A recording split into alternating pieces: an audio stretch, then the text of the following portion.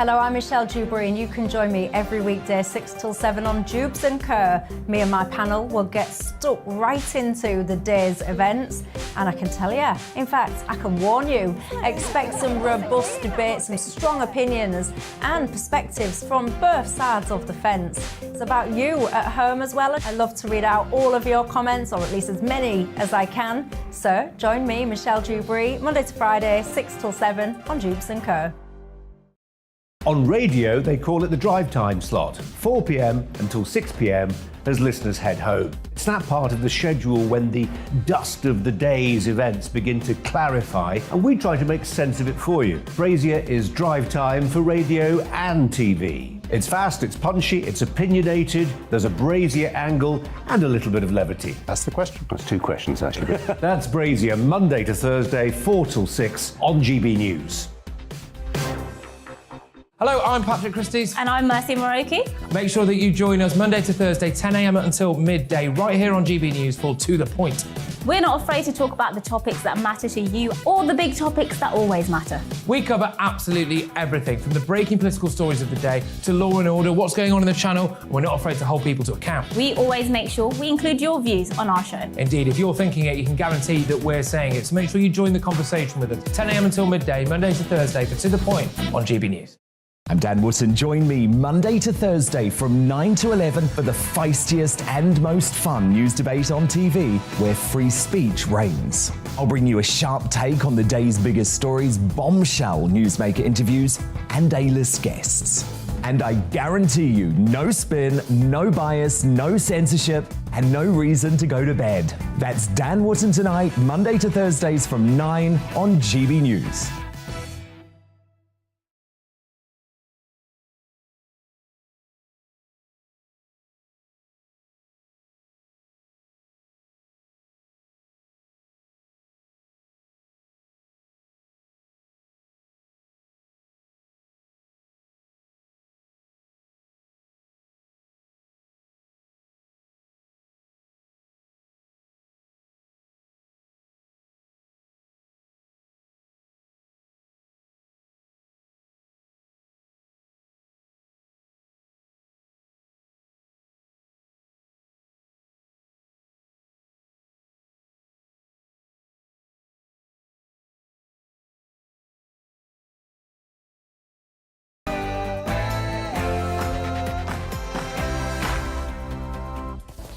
Hello and welcome. Thank you very much for your company. This is Real Britain with me, Darren Grimes, on TV, DAB and online. Today, a day to celebrate. It's St George's Day. We'll be marking that. I'll also be asking whether or not the Church of England has lost its way. And we'll discuss the future of self-driving cars. It's going to be mint. Thank you for joining. Get involved. But first, it's the news with Bethany Elsey.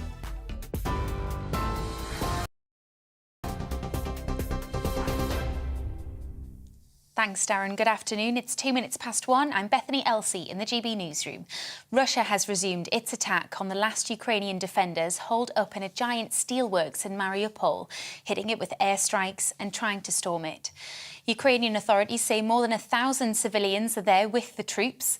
Footage from the Ukrainian nationalist Azov battalion appears to show women and children holding out in the underground bunkers of the Azovstal plant. Mariupol is seen as crucial to Russia as it can link the eastern Donbass region with Crimea, the Black Sea Peninsula that Moscow seized in 2014. Alice Jefferson from disaster relief charity Shelterbox is calling for humanitarian corridors to be opened. We understand now is that people are continually trapped in some of the sort of hardest, most violent areas, and there's few and far between options for them to either receive vital support or indeed sort of escape and get out through safe means. Humanitarian corridors in conflict are vitally important, and I think for us, what we really want to see is predictable, assured, safe passage for civilians. A 33-year-old man has been arrested after a man was stabbed and 10 others were injured in an attack in Coventry. Warwickshire police say the suspect remains in custody following the incident in Bedworth this morning. The man in his 20s is in stable condition in hospital. Detectives are appealing for anyone else who was injured to come forward. A Conservative MP has asked Durham Police to review its decision not to fine Sir Keir Starmer. It's after footage appeared to show the Labour leader drinking beer with colleagues in April 2021, when indoor mixing was banned.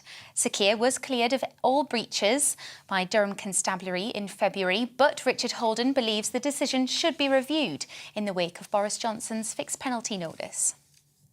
UK supermarkets have placed limits on how much cooking oil people can buy due to supply chain issues caused by the war in Ukraine.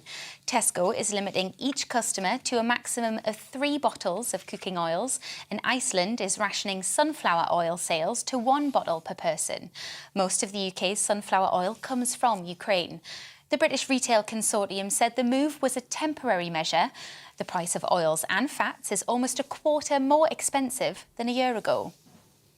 Campaigning has ended in the French presidential elections ahead of polls opening tomorrow. Pollsters are predicting the race for presidency is very close, with Emmanuel Macron expected to reach just over half of votes. President Macron has admitted it feels like a failure for him that his rival, Marine Le Pen, is set to reach a higher turnout than in 2017. French journalist Laura Haim told GBNews many voters are disillusioned by political parties in the country and that Le Pen is popular. The far right and the Le Pen party is really high at this moment, close to 50%. So no matter what, there's a real division in the French society like never before. Scotland's Minister for Europe says changing the Northern Ireland Protocol is unthinkable. Neil Gray has written to the Foreign Secretary calling for urgent talks on reports ministers are planning legislation to allow the scrapping of the post-Brexit trading agreement with the EU. Yesterday, when the Prime Minister was asked whether the UK would suspend aspects of the protocol, he said he would not rule out taking further steps. Treatment for an overactive bladder could be made available at pharmacies for the first time. The government is calling on millions of women with the condition to take part in a consultation. It could lead to the medicine Aquiet, used to treat women with milder symptoms, being reclassified so it could be bought over the counter without a prescription. And the Earl and Countess of Wessex have exchanged gifts with the Prime Minister of St Lucia as they kick off their 7-day Caribbean tour.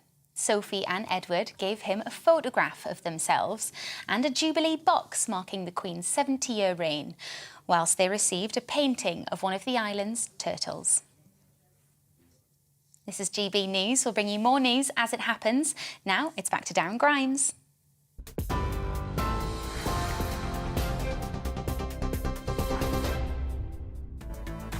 Welcome to Real Britain with me, Darren Grimes. Cheers very much for your company. Here's what's coming up on the show. Today is St George's Day, a day where we celebrate being English and everything St George stood for. I'd love to see where and how you're celebrating this afternoon. Also, I'll be talking about the Church of England, with Archbishop Justin Welby being at loggerheads with the government over its Rwanda migrant plan. I'll be asking, has the church lost its way? The Prime Minister Boris Johnson has completed his 2-day trip to India. He's agreed deals to the tune of £1 billion in new investment and 11,000 UK jobs. We'll review how well he's done. That's what we're talking about for the next hour. I'd love to know your thoughts on St George's Day. How and where will you be celebrating? Tweet me your pictures at GB News, or you can email me on gbviews@gbnews.uk. Watch us on YouTube too, and don't forget Facebook. Loads of good top content on there. Cheers very much.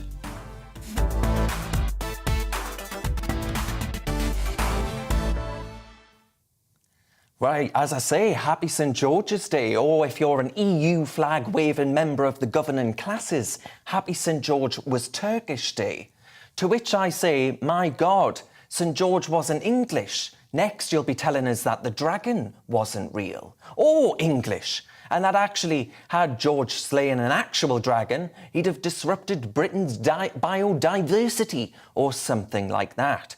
You see, folks, to some, England is full of Brexit-voting gammons, so it can't be possible that its patron saint could be someone like this figure, who, when ordered by an emperor to begin the systematic persecution of Christians actually refused to do so. St. George bravely remained dedicated to his Christian faith. For that, he was tortured and eventually beheaded, paving the way for this man to become a Christian martyr. It's odd that Scottish patriotism is seen as fine and dandy, folks, with St Andrew's Day afforded bank holiday status and St David's Day in Wales. The saltire is ubiquitous in Scotland, yet you fly our national flag or suggest we ought to celebrate Englishness, and it'll be suggested that to celebrate Englishness is either racist or imperialist, even though most of us reckon Englishness has absolutely naff all to do with race. And that imperialism that they speak of, that they say our flag represents, it was very much a UK-wide phenomenon. Empire was the story of Scotland just as much as it was England's. Our chattering classes fail to recognise that in viewing everything through the tedious lens of race and identity, they are the same as the extreme, tiny minority who argue that you cannot be English if you're not white. And folks, have these people asked themselves why, oh why, if England is such a home of racism, why are record numbers of illegal immigrants scrambling for dinghies to get in to our country? Ask yourselves that. Because I think we ought, at this point, to reject those who suggest that Englishness ought to be rejected. St George's Day ought to be a bank holiday, if you ask me. We ought to play our own anthem when our national team is playing in whatever sport, perhaps celebrating England's green and pleasant land via the anthem Jerusalem.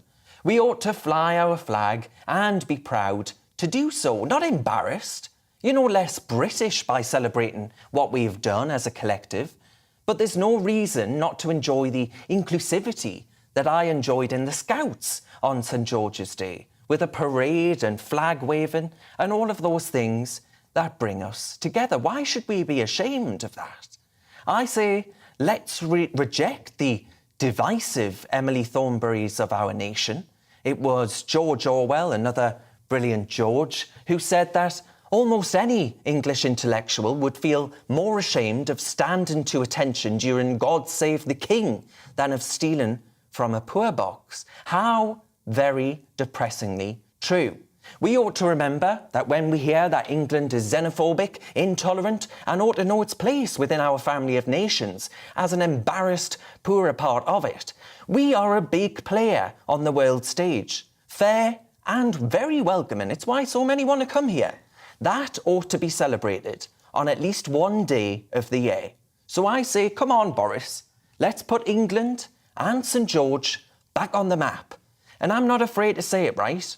I'm English, and I'm damn well proud to be so. Sneer all you want from behind your copy of the New European. Happy St George's Day, everybody.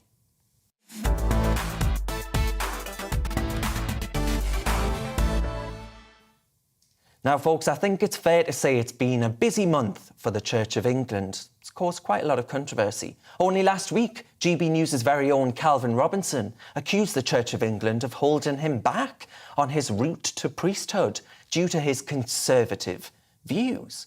Also in his Easter sermon, Archbishop of Canterbury Justin Welby said the policy of sending some asylum seekers who arrive in the UK illegally to Rwanda cannot stand the judgment of God. In response, it's reported that Boris Johnson told his MPs that senior clergy had been less vociferous in their condemnation of Vladimir Putin than of plans to send asylum seekers to Rwanda. But do we really need the Church of England and the government at loggerheads, two very important parts of state, let's not forget? Or has the Church lost its way and had its day?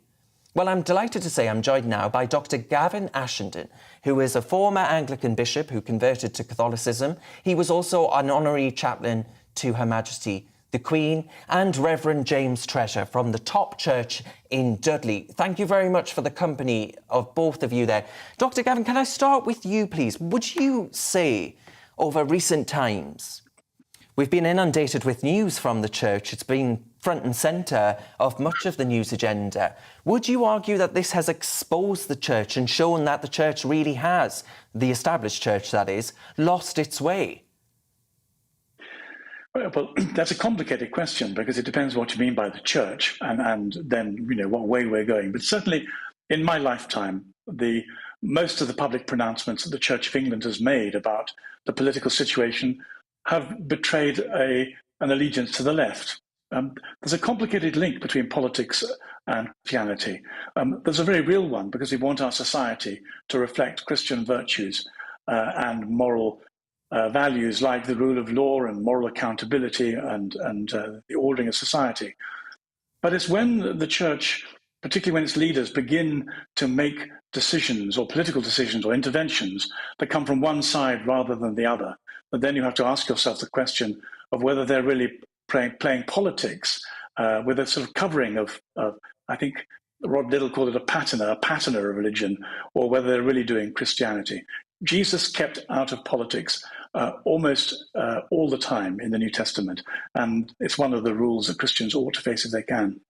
Yeah, Reverend James, what would you say to that? Because I know, as an Anglican, I felt very ostracised almost, despite the fact that Brexit was Anglicans were the biggest Brexit voting group in the country. And despite that, it felt like the upper echelons were completely out of step with actually what the people that actually still put the bums on seats in our churches in our country. Yeah, I think it's fair to say over that issue, I think there was a distinction between perhaps the senior clergy, as it were, and the other people in the pew. But I think actually the church, and particularly Archbishop Justin Welby, it's his right and his duty in a way to speak politically. He sits in the House of the Lords, and I think often the church can be a critical friend to the state. So sometimes we seem a little bit critical. Other times, I hope we can provide the support and the care that the state needs when it's, in our eyes, doing the right and correct thing. So, and as for Jesus and politics, well, I don't think you can separate them. I think Jesus was quite involved in politics of his day, whether we like it or not. Gavin, I'll let you come back on that, but I do want to ask you, the House of Lords, that's a sticky subject for some people. Some people think it's very inappropriate for the church to have a role in our legislature, especially the unelected legislature. Where do you stand on that? Yes, well, in case we lose it, can we go back to Jesus for a moment? Because our opinions are all well and good, but let's just agree on the foundations. There were lots of people who wanted to bring Jesus into politics. There was a huge nationalist movement. There was an imperialist invasion of Israel. And right throughout the Gospels, Jesus sidestepped and kept out of the political agenda. One marvelous moment, he said, you keep your allegiance to Caesar by paying taxes, but you put God first. The trouble is, whenever and he came to save souls, to get people to heaven and away from hell. But in our culture particularly, the church has got very embarrassed about heaven and hell. You'll never, ever hear, hard to use an absolute like that, you'll hardly ever hear an Anglican clergyman or bishop or archbishop talk about salvation and escaping from hell. And if you don't have that, then you're going to naturally find a greater attraction in politics. And for the whole of my lifetime, I cannot think of a single archbishop, and maybe not even a bishop, who has said anything coming from the right. Not one, ever. So you have to ask whether or not the Church of England is institutionally left of centre. And then in terms of sitting in the House of Lords, well, it's a huge privilege and an enormous responsibility. And it simply means that the stakes for keeping out of party politics are very, very much higher. And unfortunately, certainly during my lifetime, the Church of England has failed the test of non-partisanship all the time. And if James could give me, one or two archbishops who've taken a right of centre viewpoint and publicly upbraided a left-wing prime minister, then I'll apologise, but I don't think he can. Yeah, James, I'll put that to you. I have to be honest, I'm not an expert on the archbishops of the Church of England of history.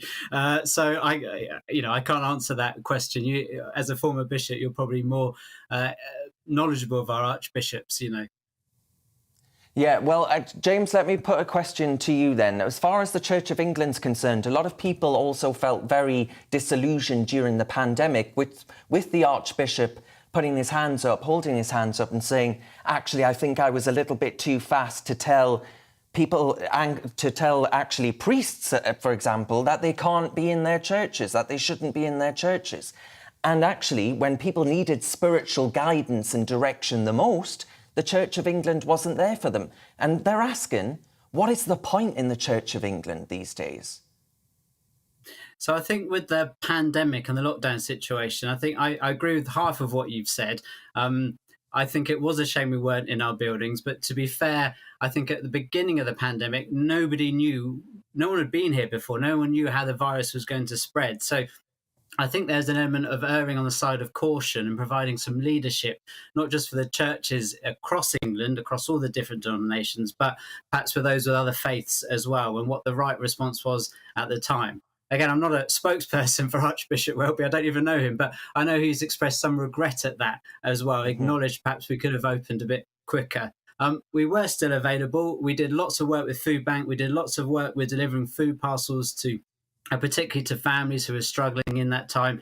And a lot of things that happened at church just went online. So the Church of England was very present, but just like all of us, we had to get used to Zoom and having an online presence. Actually, it shifted the church to that. Now, it's not the same as being in the building, not the same as corporate worship, but I think in the circumstances, probably everybody gave it their best shot, and for what we just didn't know what was going to happen. So we didn't completely abandon the nation at this time. We were reaching out in different ways, and perhaps more practical ways than we've ever had done before. Right. I mean, Gavin, I found myself in the bizarre scenario at that. I think it was the first lockdown when the Church of England closed its doors before the Catholic Church in England did, and I found myself taking communion in a Catholic church. But putting that to one side, the Catholic Church isn't much better, is it, as far as politics are concerned? The Pope spends a lot of time waxing lyrical about climate change. I just want to say I think James has done a very good job defending the Church of England. He's been very generous. And of course, a lot of what he said was true in terms of the way in which people in the Church tried their hardest. Although that doesn't take anything away from the problem of political bias. In answer to your question about the Catholics, well, you're quite right.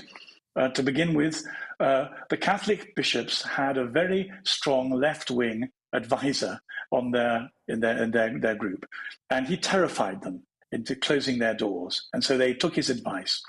And then by the time the first wave was over, they realized they'd been bamboozled by a left-wing social working professional, and they opened their doors again. At least they did it. But you're quite right that the Church in the West has become terrified of actually being authentically Christian. And it's a bit of a paradox that we should have St. George as our patron saint. When St. George was ordered by the powers of the day, the political powers, to abandon Christianity and to imprison and to persecute Christians, he refused, and he paid with it for his life. Christians have to step up to the mark. Either we believe in Jesus, either we believe in heaven and hell and salvation, and we disbelieve in the power of the state to order our conscience, or we don't. And I'd like to see a bit more courage of the convictions in the church. I'm very pleased to say the Catholic Church showed more of it than it just showed some of it, and for that I want to compliment it. James, just finally, can I ask, speaking of St. George, do you feel proud to be English? I'm happy and proud to be English, but that's not my first identity. My first identity is a follower of Jesus who actually transcends nations, and followers of him, we recognise them in every nation. And so really, happy to be English, of course I am, but my real identity is found far beyond that in Christ himself. Gavin, the same, briefly if you would, the same question to you. Yeah, great answer. I agree with James completely. Although I'd go further and say that there are wonderful things about being an English Christian. And I'm very proud of the fact that the earliest Christians came here within decades of Jesus' life and death. And they worked very hard to bring so many of the virtues, moral virtues and social virtues that have made life worth living in this country. I'm proud both to be a Christian and to be English, and I'd like them to inform each other as richly as possible. Well, a beautiful way to end that discussion. Thank you very much to the two of you. Dr. Gavin Ashenden there and Reverend James Treasure, thank you very much for joining Real Britain. Plenty more to come on the show. Next, we'll be talking about ferries on the Clyde in Scotland. Ferries that are years late and 2.5 times over budget. But first, let's have a look at the weather. Looking ahead to this evening's weather, and the UK is looking fine and clear in the north, with showers in the southwest clearing away. Let's take a look at the details. Showers will have cleared much of the southwest by 7 p.m, but still a few lingering around coastal parts of Cornwall. Further showery rain is expected later in the night. In London, it will be largely cloudy to end the day, but it should stay largely dry. South coastal parts will see some showers overnight. Any lingering showers across South Wales will clear away this evening, so it's going to be a dry night but blustery at times. It's a similar picture across the West Midlands. It'll be cloudy through the evening, but skies will clear overnight. Temperatures will drop a little, but it will stay a frost-free night. The winds are going to continue to feed in from the North Sea overnight, and it'll remain quite cool around coastal parts of the northeast with some clear spells. The far northeast of Scotland will remain cloudy and murky this evening. Elsewhere, there'll be largely clear skies, leading to a touch of frost in the most prone spots overnight. There will also be largely clear skies for Northern Ireland as we end the day and go through the night. The odd pocket of mist and fog is possible. Whilst it will be a fine night, increasingly clear for many, we will notice the odd showery rain in the far south, and that is how the weather is shaping up overnight and into tomorrow morning. Join me, Anaya Falar and Iman, for the discussion every Sunday at 3 p.m. here. From big ideas to questions shaping the public conversation, we tackle the moral, cultural and political implications of news stories. We need to share this conversation democratically. It has become so toxic, this debate. They relish this kind of discourse. From fascinating guests to challenging ideas, you won't want to miss it. The discussion every Sunday at 3 p.m. here, GB News.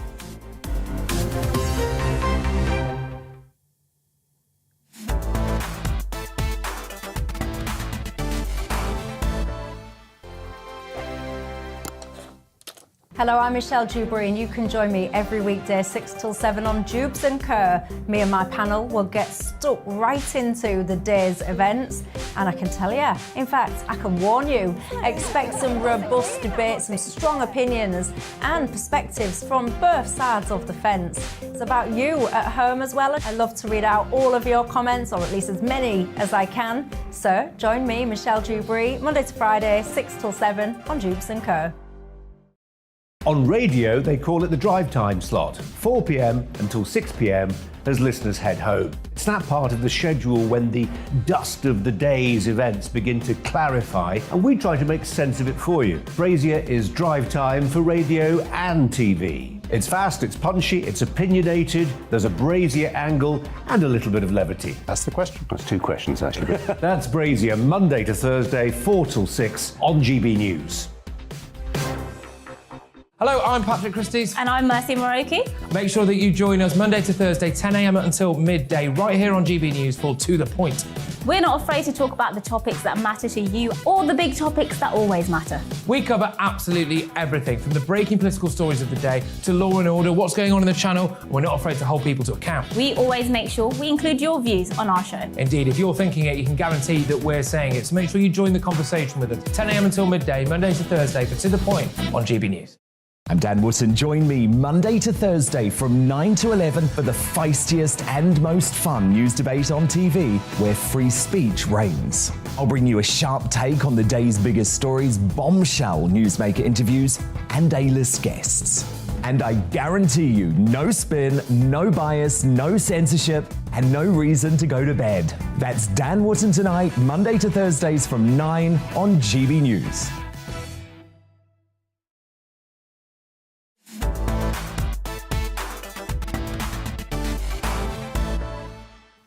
It's 2:27 and we're going back to basics now. Scotland's Auditor General has called for a fuller review of the building of two new controversial ferries on the Clyde. Ferries that are years late and 2.5 times over budget.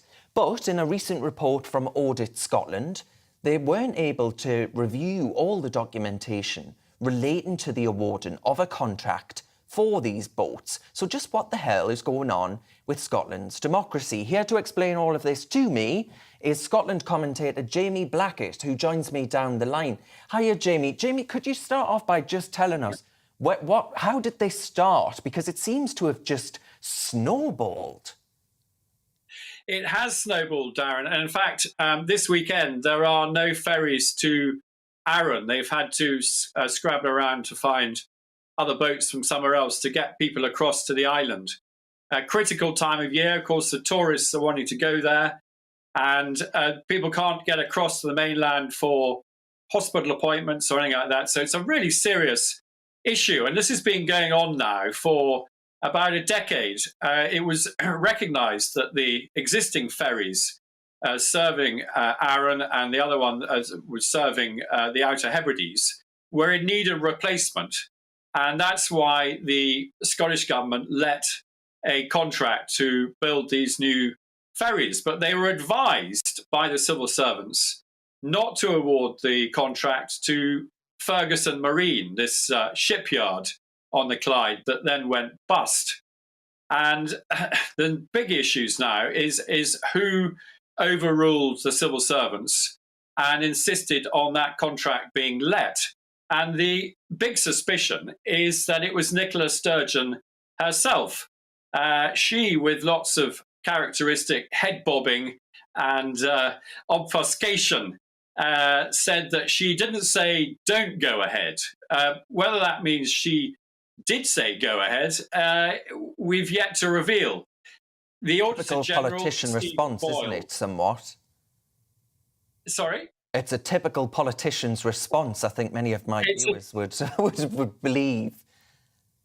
Well, it's quite typical, I have to say, of Nicola Sturgeon and of this secrecy in Scotland. I mean, if this was anywhere else in the world, particularly in England, you would have SNP backbenchers jumping up and down saying, what the hell is going on here? And you would have the Scottish media all over it like a rash. Well, they have just started to ask some of the difficult questions. But I think it wouldn't have got to this stage, quite frankly, if GBNews had been around 5 or 6 years ago. BBC Scotland and STV have been asleep at the wheel. They haven't really been holding the Scottish government to account. And democracy needs scrutiny, right? Democracy needs scrutiny. That's a fundamental point. But it's very important, I think, isn't it, to say that First Minister Nicola Sturgeon, of course, denies that there's been any kind of government cover-up after a key document that actually explained when a controversial contract was awarded without a full refund guarantee can't be found. And what the government will reflect on any lessons that they need to learn. That's what's been said. How do you think this can be resolved then? Because I think you're right that the press have been pretty much asleep at the wheel for a number of years now, and it does seem that there isn't that scrutiny or sunlight applied, which of course is the best disinfectant as far as democracy is concerned. What needs to happen? Well, I think in the case of these two ferries, the Auditor General needs to really get in there and get to the bottom of it. We had this extraordinary Putin-esque phrase from Nicola Sturgeon when she said she regrets the loss of the critical documents that would have given the answers that we all crave. I mean, it appears that the SNP have, frankly, put everything through the shredder that could give us the answers that we need on this. There's going to have to be a full inquiry. There is a parliamentary committee chaired by Richard Leonard, the former Scottish Labour leader. He's pointed out that not creating an audit trail for a major government procurement project like this is in itself actually a criminal offence. The former Labour First Minister, Lord McConnell, Jack McConnell, has also come out and said pretty much the same thing. So I think this lack of transparency is going to have to be addressed. It may well be that criminal charges may be brought against. And of course, Scottish Lord politics, Nicola Sturgeon, but the First Minister does maintain that the government are going to learn lessons they need to from this, and that there was absolutely no cover-up whatsoever. But Jamie, thank you very much for you shining some sunlight on that issue for us. That was Scotland commentator Jamie Blackett. Thank you very much for your time. You're with GB News on telly and DAB radio. Next, we'll be discussing Boris Johnson's visit to India. He seemed to get a more warm welcome there than he did returning to Britain. But now, it's time for a check on the news headlines with Bethany.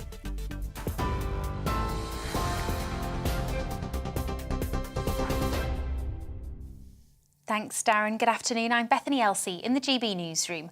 Russia has resumed its attack on the last Ukrainian defenders holed up in a giant steelworks in Mariupol, hitting it with airstrikes and trying to storm it. Ukrainian authorities say more than 1,000 civilians are there with the troops.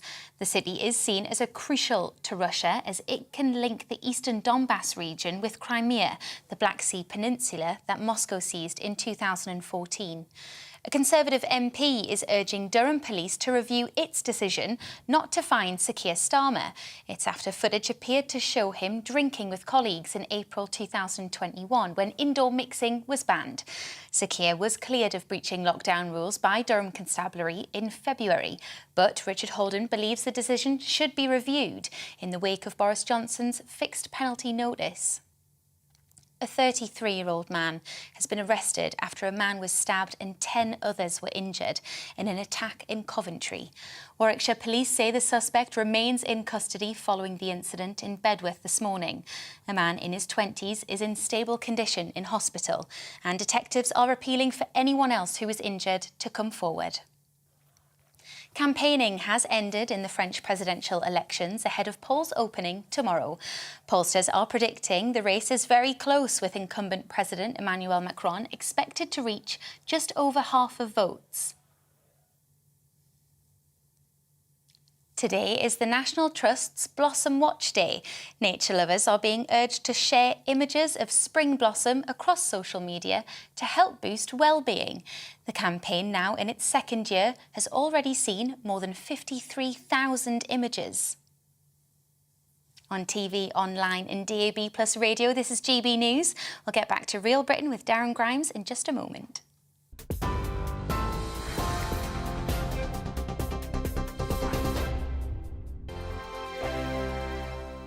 Hello, I'm Michelle Dewberry, and you can join me every weekday 6 till 7 on Jubes and Kerr. Me and my panel will get stuck right into the day's events, and I can tell you, in fact, I can warn you, expect some robust debate, some strong opinions and perspectives from both sides of the fence. It's about you at home as well. I love to read out all of your comments, or at least as many as I can. So join me, Michelle Dewberry, Monday to Friday, 6 till 7 on Jubes and Kerr.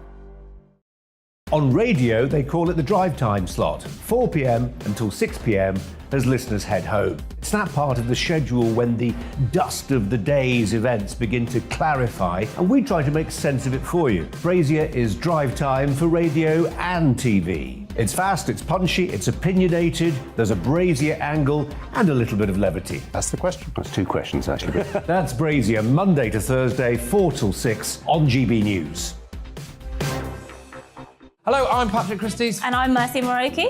Make sure that you join us Monday to Thursday, 10 a.m. until midday, right here on GB News for To The Point. We're not afraid to talk about the topics that matter to you, or the big topics that always matter. We cover absolutely everything, from the breaking political stories of the day to law and order, what's going on in the channel. We're not afraid to hold people to account. We always make sure we include your views on our show. Indeed, if you're thinking it, you can guarantee that we're saying it. So make sure you join the conversation with us, 10 a.m. until midday, Monday to Thursday, for To The Point on GB News.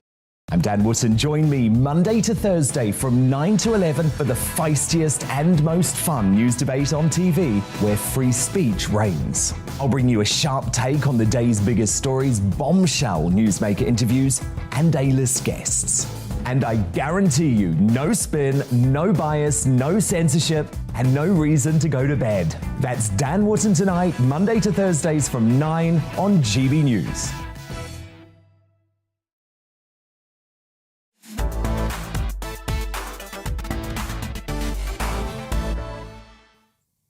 Welcome back to Real Britain with me, Darren Grimes. Now it's time for Grime Watch, a time to look at what you at home have been saying about the biggest stories of the week.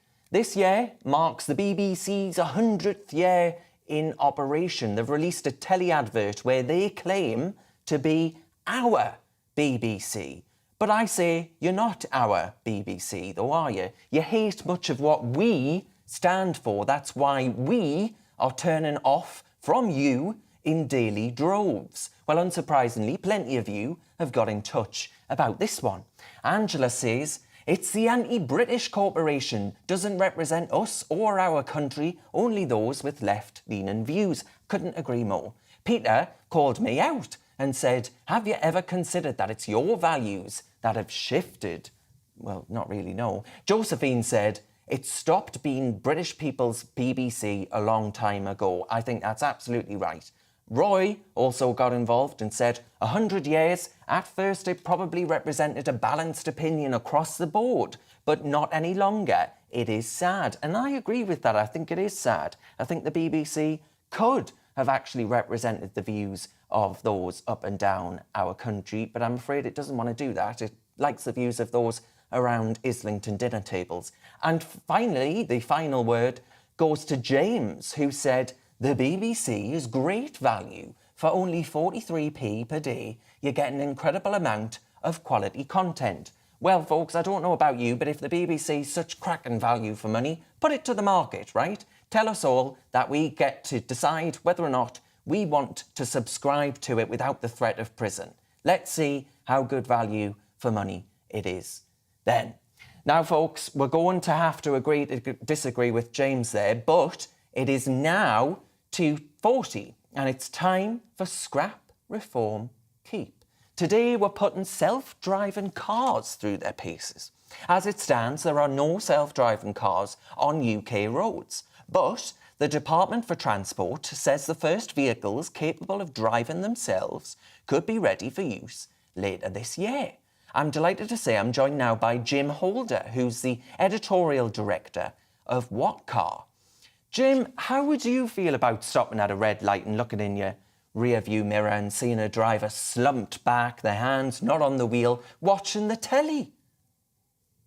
Yeah, I think it's a little bit disconcerting, and I think it's a journey that we all have to go on, if I'm brutally honest. I think we all know the challenges of driving a car safely at the best of times, and handing over control to essentially a computer or a set of computers is definitely something to give pause for thought. Now, you know, on one hand, we'll all happily get on an aeroplane and let it fly itself without a second thought, but on our roads, it definitely is a cause for concern. Mm. So how does this technology actually work then in practice? How will it actually be able to get someone from A to B safely? Yeah, so many of us today have systems on our cars, perhaps that keep you a set distance away from the car in front on the motorway. They'll nudge the steering wheel to make sure that you stay in lane as well. They can perhaps even sense when it's raining and do things like the wipers. So cars are quite capable of reacting to the environments around them. What this is taking is those small bits of technology and combining them together to create a fully self-driving car. So it's using radar, LiDAR, which are more advanced forms of radar, to keep a sense around what's happening in the car. And particularly, it's reading the lines on the roads, the signs around the speed limits, and it's trying to respond to what it can sense cars around you are doing. But it's important to say, you know, this technology is not faultless. It is still learning how to operate. I've been in a self-driving car when it has failed to read the road, you know, a few years ago in a test track in a very carefully controlled environment, but it can go wrong. You can get snow or mud covering those radar and LiDAR sensors that can obscure what's happening. And that's why in this interim stage, they're saying the driver or the occupant of the vehicle has to be ready to take back control. And I think that really is where the bigger concern is this middle stage of introducing this technology, where it's relying on a hybrid of the occupant and the technology to respond. And if you're watching television, how quickly can you respond? You know, they're saying that they will only use these systems at lower speeds, up to 37 miles an hour. Well, at 37 miles an hour, you're travelling about 16.5 meters a second, and that's quite a long way, particularly if you're in a built-up urban environment where there are bikes, there are pedestrians, there are all sorts of sort of random factors to take into account.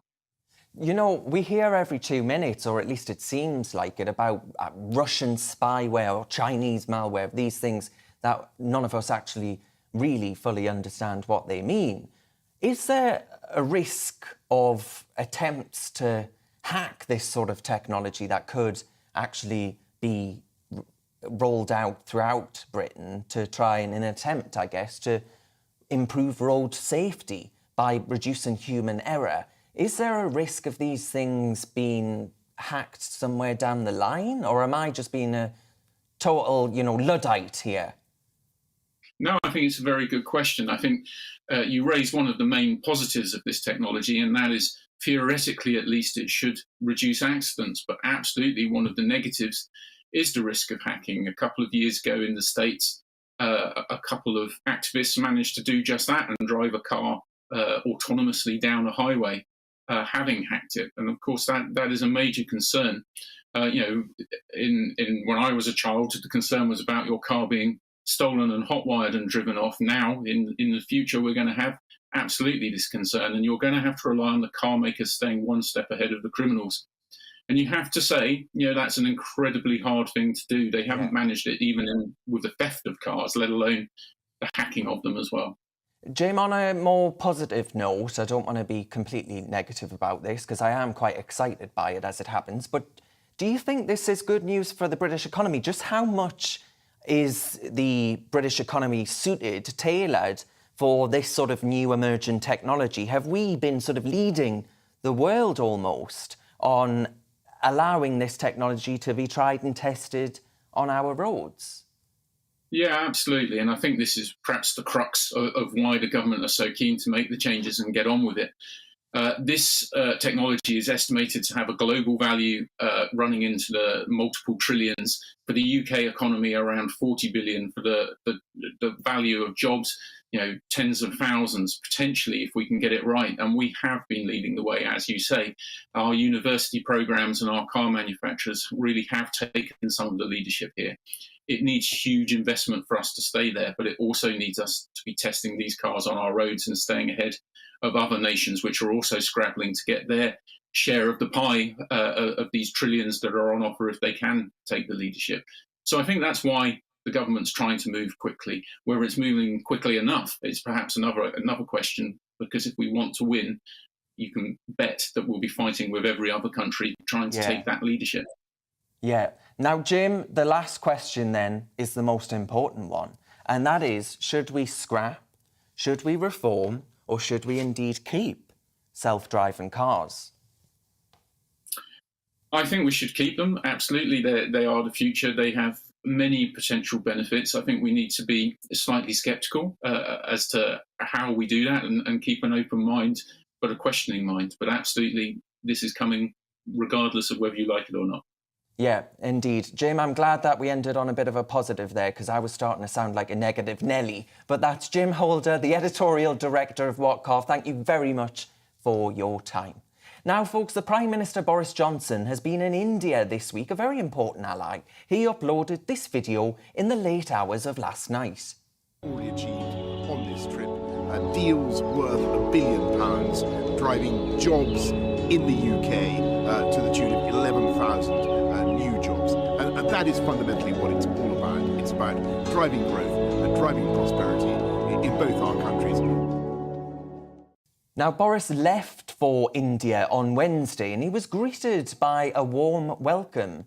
There was dancing and he returns to Britain now, of course, to face ever more tedious Partygate claims in which the Prime Minister's the one doing the dancing, but to reflect on how his negotiations went in India. I'm joined by Christoph Bluth. He is a Professor of International Relations and Security at the University of Bradford. Christoph, thank you very much for your time. Would you consider Boris Johnson's two-day visit to India as a success for brand Britain?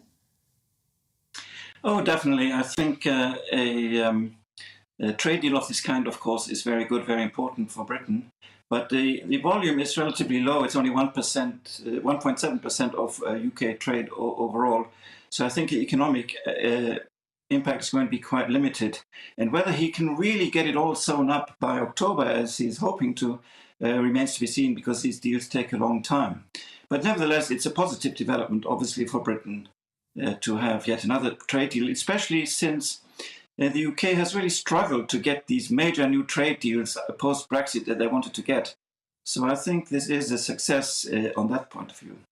Right. I mean, yeah, deals with Australia, New Zealand, could argue that Liz Truss as Trade Secretary did a fair whack. But Boris Johnson and the Prime Minister of India actually came together on trade and prosperity, as you say. But I'm interested in where you think there have been movements, or potentially none at all, on defence and security. How much of a key partner is India? And actually, in the context of Russia and Ukraine, what's going on there?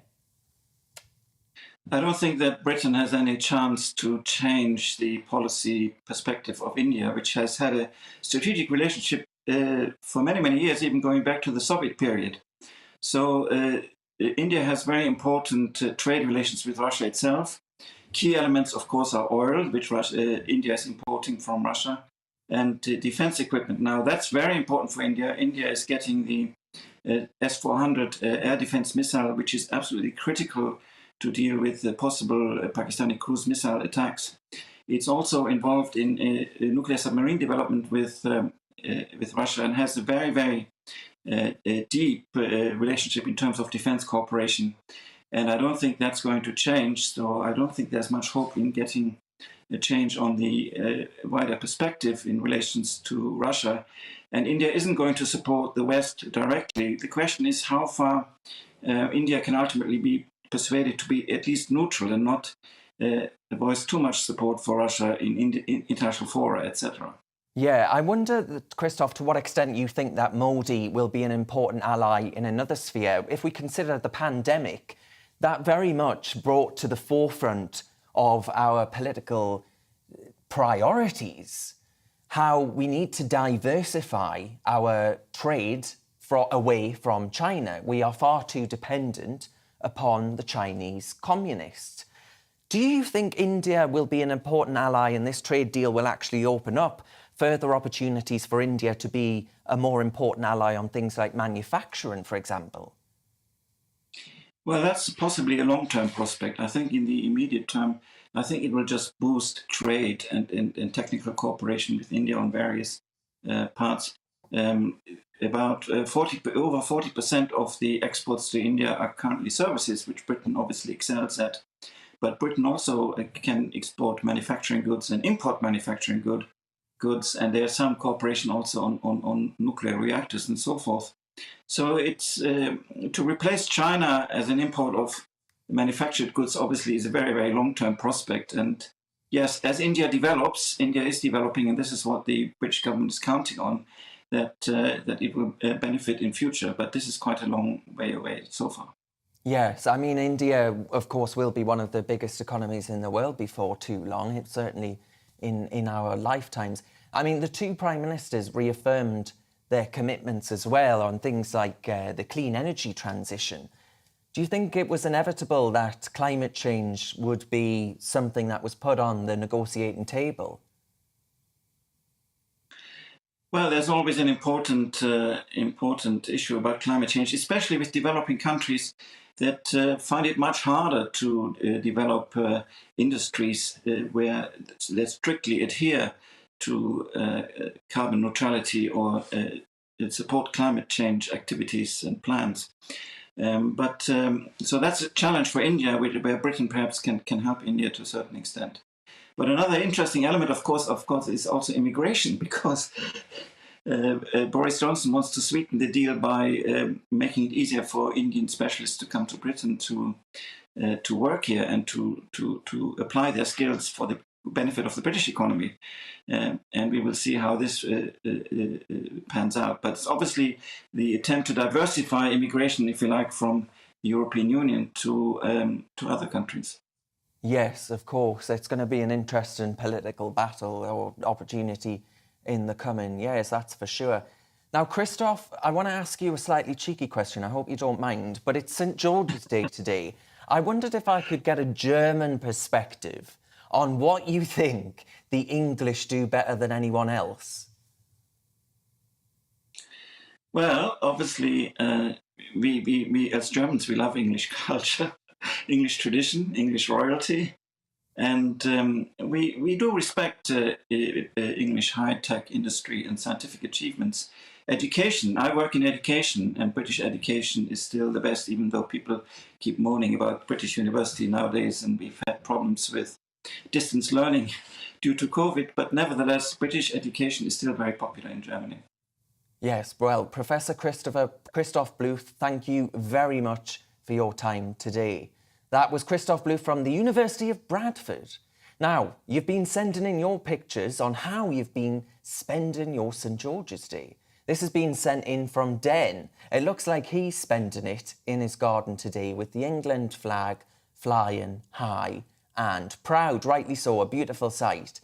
There's this one from Jeff. Now, he has his flag hanging off his balcony and says, how can the church be at loggerheads with the government? They might have an opinion, but they are not involved in politics, stick to religious issues. Yes, well, I think many people would agree with you. Thank you very much for sending those in. And lots of you have been getting in touch today about St. George's Day via email. Daniel has said he was born and lived in Scotland for 17 years, but he chose to live in England. And he's proud to live here and freely gives his allegiance to England. He cannot abide those from other home nations who have left those countries for a better way of life, but continually harp on about how great their home country is. If you live in England, support England. Well, Nigel says, my flag flies all year round. I'm English and proud. It's an interesting conversation, isn't it? Whether or not actually we should fly the Union Jack or St. George's flag. Very interesting debate. At football matches, of course, the St. George's flag everywhere now. You don't see the Union Jack like you used to. Derek says, I was born in an Asian country, but have lived here for over 52 years, nearly all my life. I consider myself more English than the English. I have flown the English flag every year for over 20 years on St. George's Day. If the Scots, Welsh and Irish can fly their flag, so should we. We should educate our children, and schools should be flying our flag every day. I do agree with that, that sentiment of if the Welsh and the Scots and the Irish, they can all do it and enjoy their pride in their national identity, why shouldn't we English? Why should we be ashamed of ourselves? I really don't think that's right. And Tom says, I fly the Union flag every day. We in Britain are slowly losing our identity through mass migration, and so many people in the UK have no regard for the British culture. What is happening to Britain is a huge loss and will not end well. Jean says she's proud to fly the flag. She says she puts it out every St. George's Day and usually has bunting out there as well, but unfortunately it's too windy today. Well, folks, thank you very much for sending those in. I'm delighted to see that so many do have their flags flying, because I think that's right, and I think actually we should be proud and ignore the sneering and contempt by the governing classes. But folks, you have been watching Real Britain with me, Darren Grimes. I'll be back tomorrow at 2 p.m. But for now, I'm going to leave you with the weather. Hopefully, there'll be some sunshine for St. George's Day celebrations and you can get some pints in. Looking ahead to this evening's weather, and the UK is looking fine and clear in the north, with showers in the southwest clearing away. Let's take a look at the details. Showers will have cleared much of the southwest by 7 p.m, but still a few lingering around coastal parts of Cornwall. Further showery rain is expected later in the night. In London, it will be largely cloudy to end the day, but it should stay largely dry. South coastal parts will see some showers overnight. Any lingering showers across South Wales will clear away this evening, so it's going to be a dry night but blustery at times. It's a similar picture across the West Midlands. It'll be cloudy through the evening, but skies will clear overnight. Temperatures will drop a little, but it will stay a frost-free night.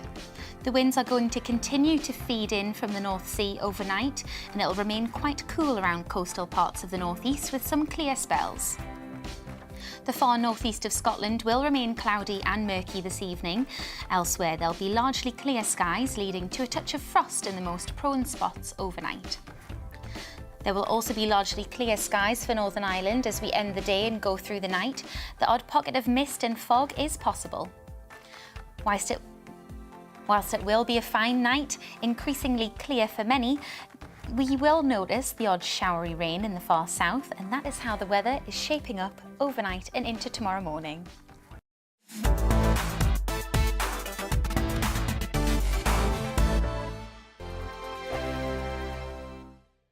Hello, I'm Michelle Dewberry, and you can join me every weekday 6 till 7 on Jubes and Kerr. Me and my panel will get stuck right into the day's events, and I can tell you, in fact, I can warn you, expect some robust debates, some strong opinions and perspectives from both sides of the fence. It's about you at home as well. I love to read out